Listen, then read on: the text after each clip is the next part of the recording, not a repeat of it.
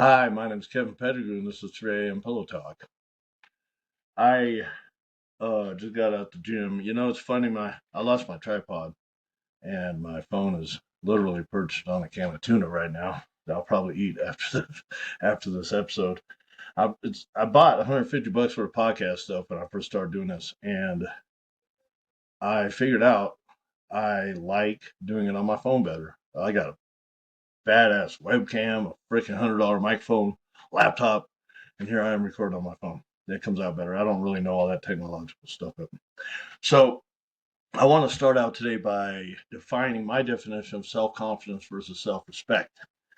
And I think self-respect comes from putting yourself into the fire, doing hard things, putting yourself into a fire.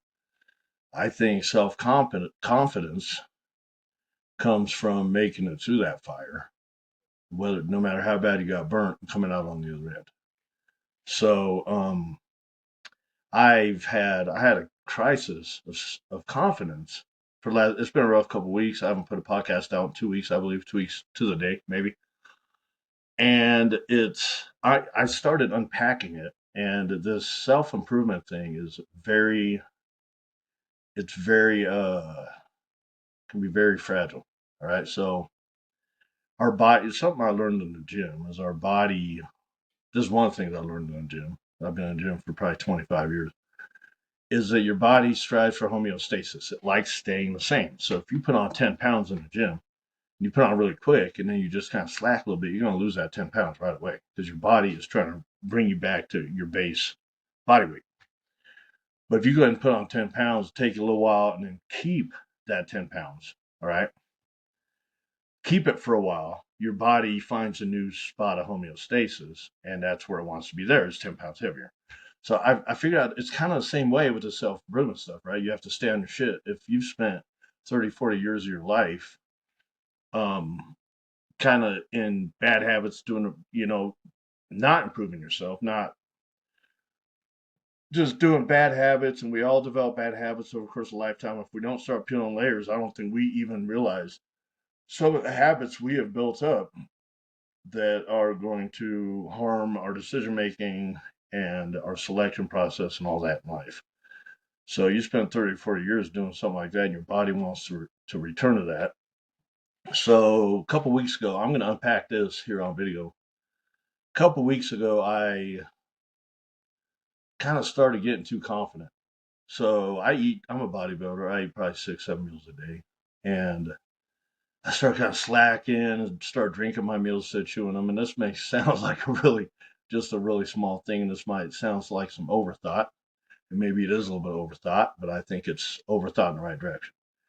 So I started drinking weight gainer shakes, nutrition shakes. I maybe chewed one meal a day because, when you're eating 6, 7 big meals a day, it's a whole lot of chewing.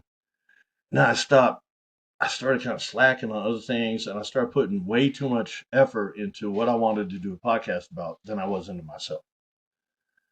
So I started. I think you get doing hard things is going to be the most beneficial thing we can do. So I stopped. I started slacking on doing the harder things. I started getting a little bit more comfortable. And comfort kills creativity. Comfort wants you dead. Comfort is our worst freaking enemy, even though we all, as human beings, strive for comfort. So you got to I think you have to go against your own nature. So I've got some notes right here because I'm still not really good at just flying off the top of my head. So that's where it started, and then so I started losing some of my self confidence because I wasn't doing the hard things and I wasn't making it through the hard things, right? And then I went through a couple rejections, just stupid rejections, and then I get a Facebook message from somebody who used to board horses with an ex I was with for it was just a fling. It was like a 6 week, 2 month fling. She owned a horse ranch. And this lady messages me and she says, "Hey, is your ex doing all right? She seems to be going downhill." And now she was caught up in addiction when I was with her. I didn't know. So it was probably one of the worst relationships I've been in, to the extent that I can't pinpoint a lot that I fucked up in that relationship, if it's a relationship. I mean, 2 months, I don't know if that's a relationship or not, but It was horrible. Left me homeless at the end. But anyways, so I ended up reaching out to my ex to make sure she's okay. And I was like, yeah, this is, I could see through a lot of her stuff. I've got enough emotional intelligence. I could tell a lot of the way she was reacting to stuff was, I could kind of see beneath that. Like, this was causing her to do this, this causing her to do this. I've always had a little bit of empathy for her. So I reach out to her and I'm like, are you doing okay? She moved. She had moved. And we get the video message and stuff. She's like, man, I miss you and da da da da da. And I'm thinking I'm just doing this out just being a decent person, right? Because I'm trying to be a decent person. So, but then I start getting anxiety. Like, we're video messaging. I start losing sleep. I start getting anxiety. I start kind of dipping my self confidence, dipping lower and lower. And I realized and I had to think about that. I was thinking, why am I going to this low spot again? Right. Well, first of all, I put myself back into a situation, and then I realized I was looking for some kind of reparation from her, some kind of, I'm sorry, I've been fucking up, I'm in rehab, something like that. Right. I would have never got back with her, but I was looking for some kind, and that is my ego looking for that. So when my self confidence dipped, all right, from not doing the hard things anymore, my ego overcompensated. So I had started running on ego. And ego is the main reason rejection hurts. A lot of our pain in life is going to come from leading with our ego. So I realized, all right, I am now leading with my freaking ego. And kind of a reframe of that is, I think we spend a good part of our lives putting a filter between us and the world. And that is because if you're coming from an authentic place, and that's from the fear of rejection, we don't want to get hurt. So we put a filter between us and the world. We know the world can represent pain. And I think that's our ego putting that filter there. I think the best way to kill your ego, and this is what I figured out when I get into one of these low spots I'm in, I double down on my authenticity because that kind of gets rid of that filter. If I'm authentic, and people are, it's harder to be authentic, and we put that filter on because when you get rejected for your authentic self, it hurts more, right? If you're just kind of putting on this fucking mask, and the world's full of rejection in many different ways, but someone doesn't want to be your friend or some a job, so so it hurts more if it's an authentic thing. But the way that I have figured out to kill ego is to double down on my authenticity and kind of dig into that. Like, well, this is just who the fuck I am. I'm gonna get rid of all fucking filters, and either like me or don't. And I think that's facing that rejection head on as yourself is one of the best ways to kill your freaking ego. So that is what's been going on the last couple of weeks. So I ended up start doing, and I had to start at square one. So I started when I first started picking my life up. I was like, I'm going to do dishes every morning. I'm going to hit the gym every morning. I'm going to do this. I'm going to do this. I'm going to do this, and keep everything kind of on point. Well, I started slacking. I'm not doing the dishes on time, and that may seem like a real fucking small thing, but I am very, very hard on myself. So if I don't wake up in the morning at 6, drink a protein shake, do the dishes, I start going downhill for some reason. So I started chewing my food. I started like this sounds stupid to do a podcast about chewing food, but literally on a can of tuna. But so I started doing hard things again. Started putting myself out there in an authentic light and try to get rid of my fucking ego. So let me think. I think I had more on that, but I can't really remember it. And I didn't write a whole bunch down in my notes. Surprisingly, I wrote them down this morning, and apparently I didn't have enough caffeine. But I've also got a couple paradoxes that I've realized in life. Okay, so one of the one of one of the things that I've been thinking about is I put a post on Facebook how men need a different mental health model than women. Right? We're not women. We're not. That's not who we are. And most of our mental health model, I believe, is structured around women.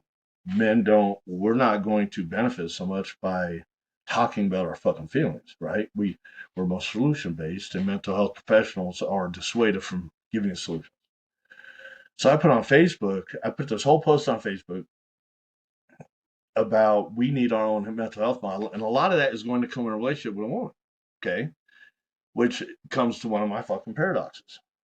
which is women are crying. They're just speaking out for us to be emotionally open, yet they can't stomach it when we are, because we are not women. We're not going to do it in a woman's sense, right? We're going to do it like a man.